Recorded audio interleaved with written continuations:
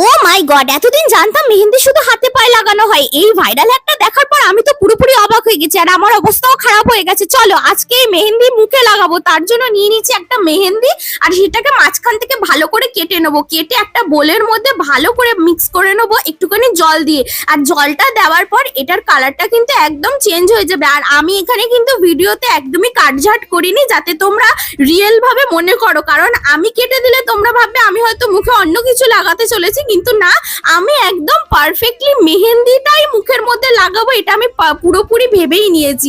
আর দেখো কালারটা পুরো একদম মেহেন্দির কালার হয়ে গেছে। এবারে চলো মুখে অ্যাপ্লাই করা যাক।